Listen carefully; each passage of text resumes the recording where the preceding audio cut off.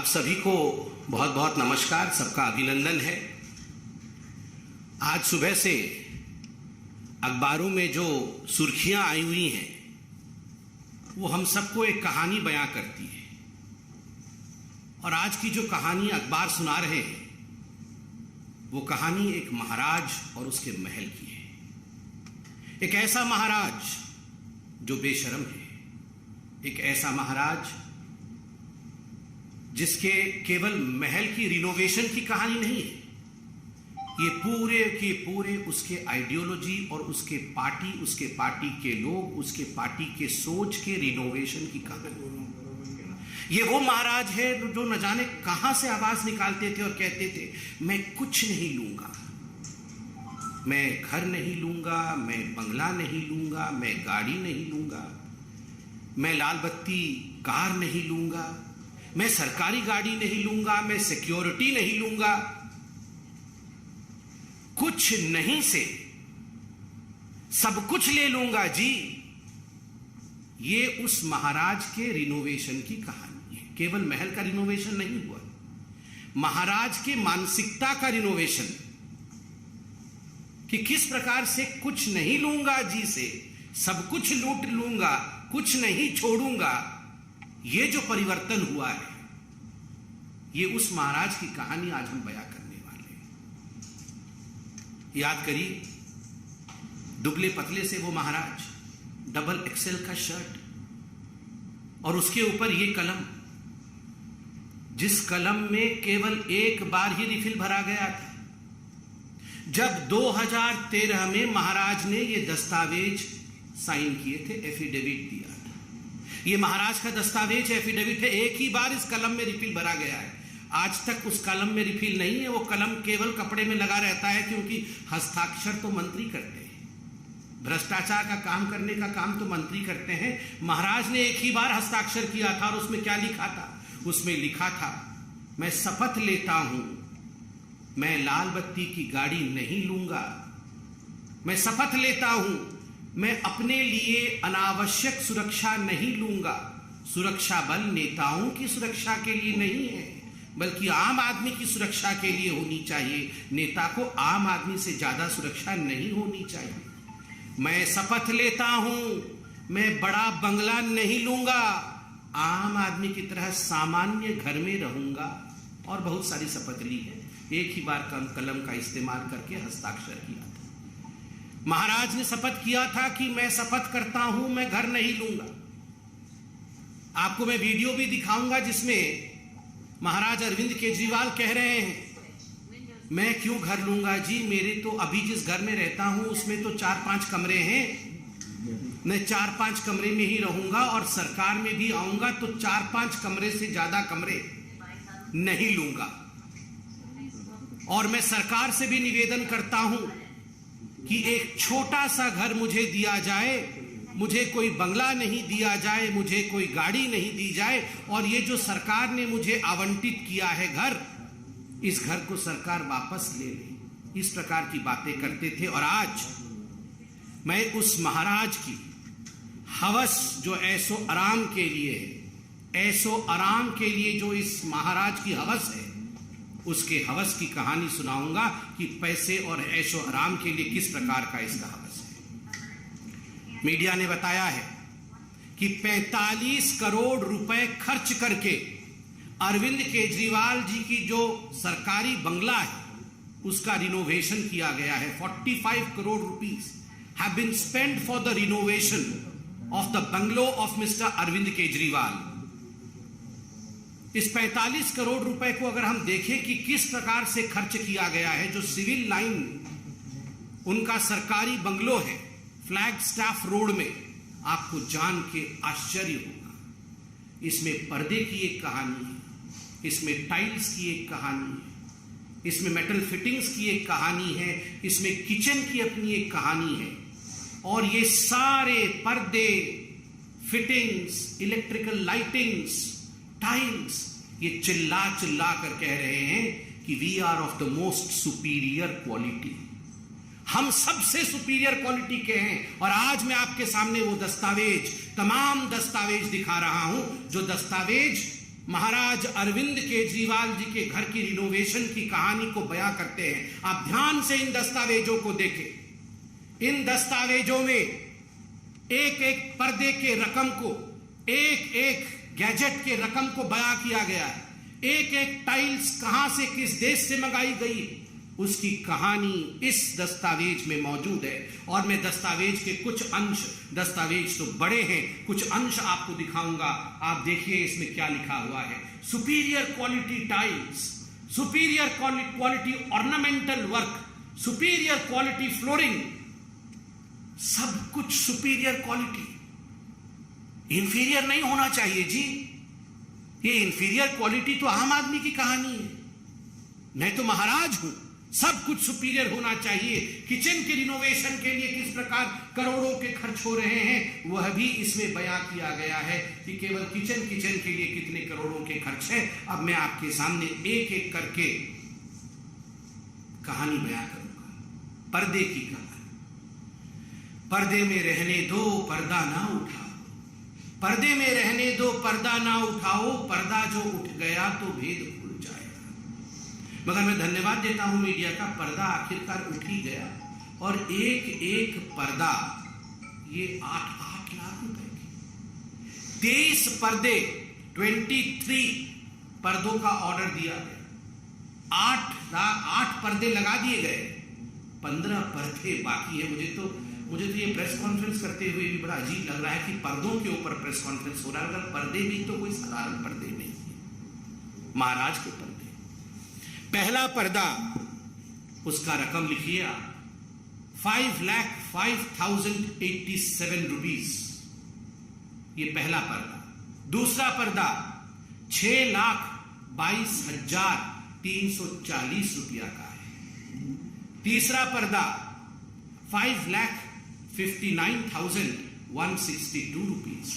चौथा पर्दा, और ये सबसे महंगा पर्दा है, 7,94,062 रुपए का। 7,94,000, गलती से मैंने 62 बोल दिया, 71, मतलब कुल मिलाकर के ये एक पर्दा लगभग 8 लाख रुपए का है, सबसे महंगा पर्दा। पांचवा पर्दा 3,57,291 रुपीज। छठा पर्दा 5,84,594 रुपीज। सातवां पर्दा 6,09,13 रुपया का। और आठवां पर्दा जो सस्ता है 3,92,247। ये सबसे सस्ता पर्दा इसमें है, ये पांचवा पर्दा है जो 3,57,291 का, ये सबसे सस्ता है। बाकी तो सब बहुत ही महंगे हैं। 8 लाख के पर्दे। महाराज की कहानी सोच के देखिए, अरविंद केजरीवाल जी की 8-8 लाख रुपए के पर्दे लगा रहे हैं। ये तो पर्दे की कहानी है। ये वही अरविंद केजरीवाल है जो गले में मफलर लगा के आते थे, पुरानी कार में आते थे। और इनके सारे मंत्री, याद करिए, जब शपथ ग्रहण समारोह रामलीला मैदान में हुआ था तो सारे ऑटो में लटक के आए थे। एक ऑटो में 7 लोग लटक के आए थे, 2 आगे लटके हुए थे, 2 पीछे, और 1-2 पीछे अंदर बैठे हुए थे। वो बैठा कोई शायद नहीं हुआ था क्योंकि कैमरा नहीं दिखता, इसलिए सभी लटके हुए थे।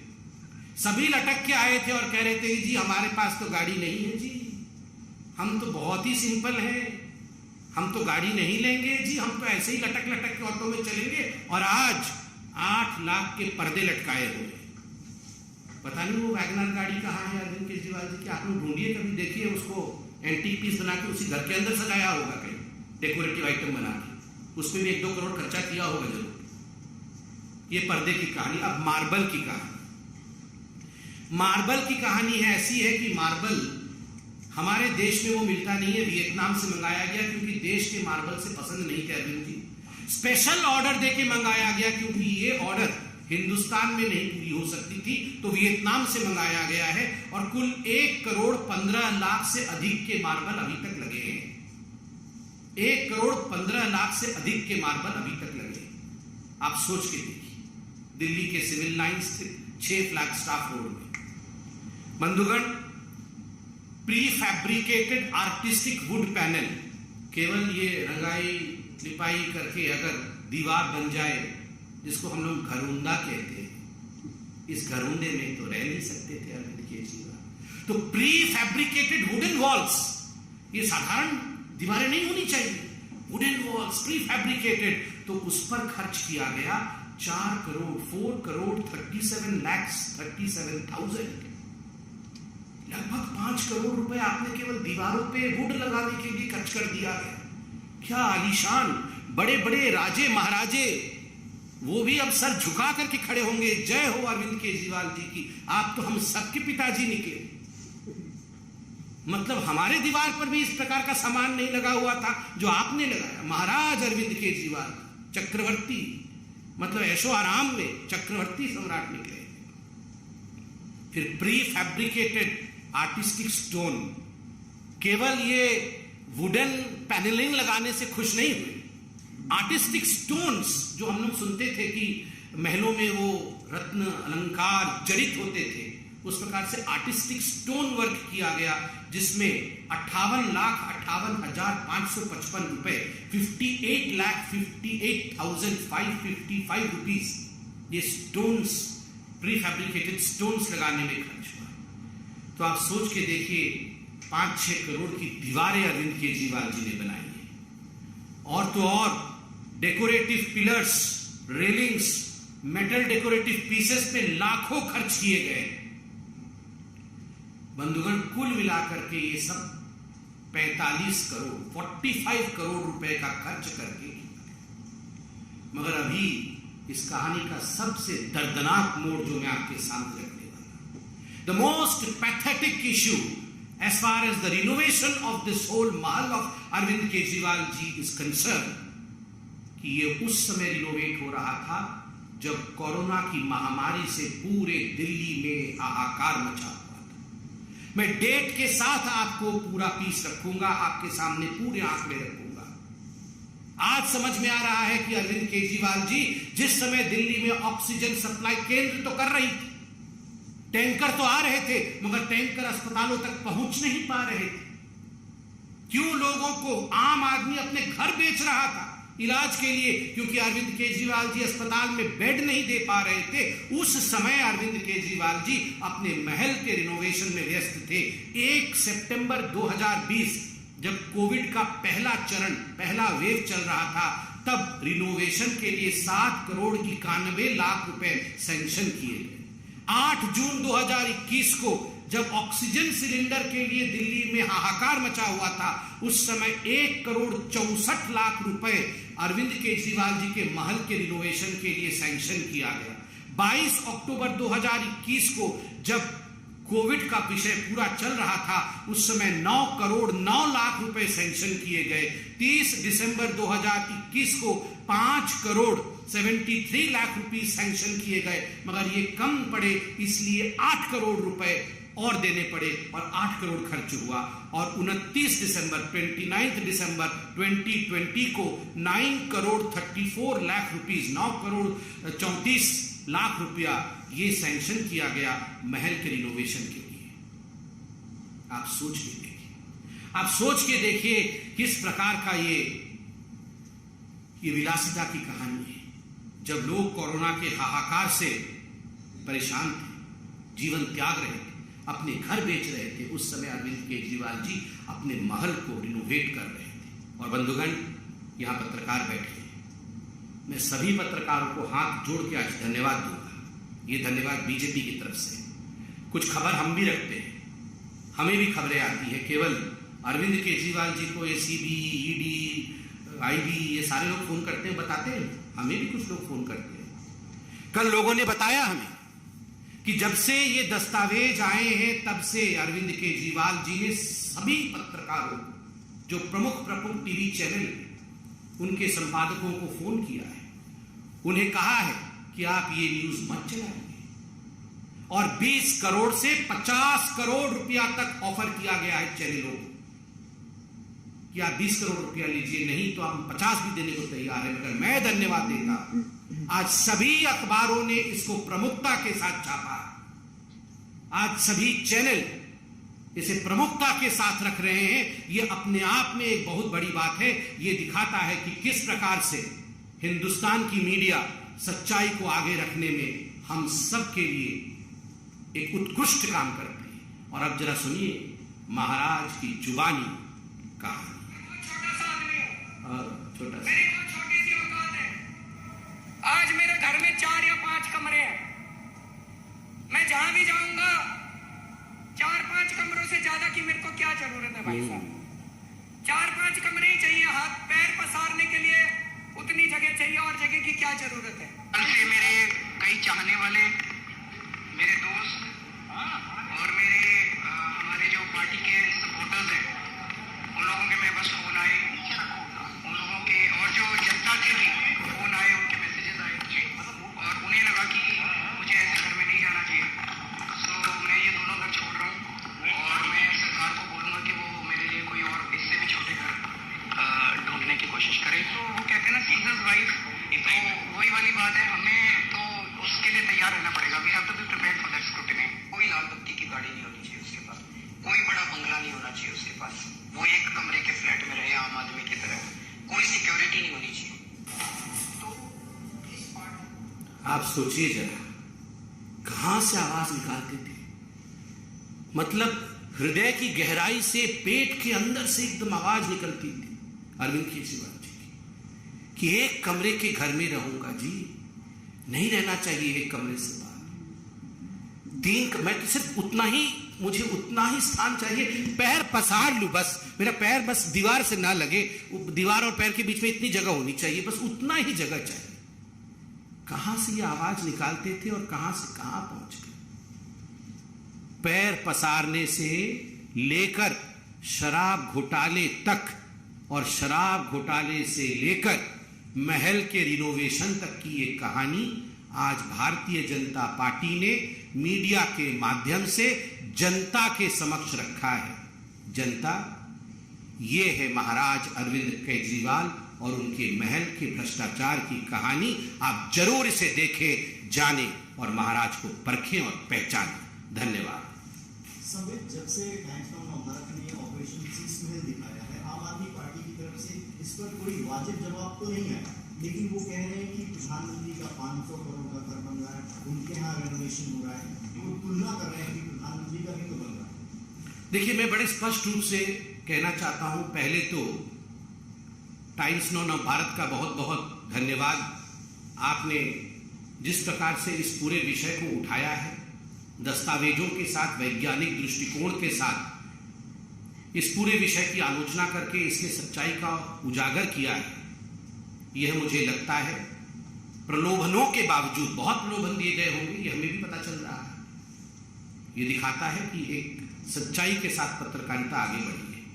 दूसरी बात है, स्वाभाविक है अरविंद केजरीवाल जी और आम आदमी पार्टी, उनके पास कोई जवाब नहीं होगा तो वो इसी प्रकार का जवाब देंगे कि प्रधानमंत्री गाड़ी में क्यों चलते हैं, प्रधानमंत्री घर में क्यों रहते हैं, ये सेंट्रल विस्ता क्यों बनता है, ये इसी प्रकार का जवाब देंगे। सेंट्रल विस्ता किसी की प्रॉपर्टी नहीं है, सेंट्रल विस्ता देश की प्रॉपर्टी है, ये हमारी देश की शान है। और अरविंद केजरीवाल वो व्यक्ति हैं जिन्होंने बच्चों की कसम खाई थी, जिन्होंने ये कहा था कि हम एक कमरे में रहेंगे। मैंने आपको सुनाया, हम राजनीति बदलने आए। जो राजनीति बदलने आते हैं वो 8 लाख के पर्दे के तले छुप के नहीं रहते हैं, वो 45 करोड़ का महल नहीं बनाते। बहुत बहुत धन्यवाद। After the Times Network's exposure, we have seen that how exactly the Aam Aadmi Party is reacting. But the question that is being asked by our channel and our network is that at the time when Delhi was reeling under the COVID wave, when people were dying, this all was being done, and people were dying due to lack of beds, lack of oxygen. So the timing is also being questioned. Now, of course, that's the reason as to why in our press conference we have addressed the timing. That during the corona, in fact, especially during the first wave and the second wave, while people in fact were in a very dire situation, people were in want of oxygen, despite the fact that the central government was sending them adequate liquefied oxygen, these oxygens could not find their route to the various hospitals. We are aware as to how people died in hospitals in Delhi. Oxygen was present, but oxygen could not be supplied because the Aam Aadmi Party and its chief Maharaja Arvind Kejriwal was busy in renovation of his house. So it's but natural these are questions which would be asked by the public, and I'm sure Mr. Arvind Kejriwal would be, through a press conference, answering these questions. We dare the Aam Aadmi Party to immediately take up this challenge of answering us. It's almost going to be 10 now. We dare that you should hold a press conference by 10, and you should address all the relevant questions that have been put to the fore by the media as well as Bharatiya Janata Party and the people of Delhi and this country. Thank you.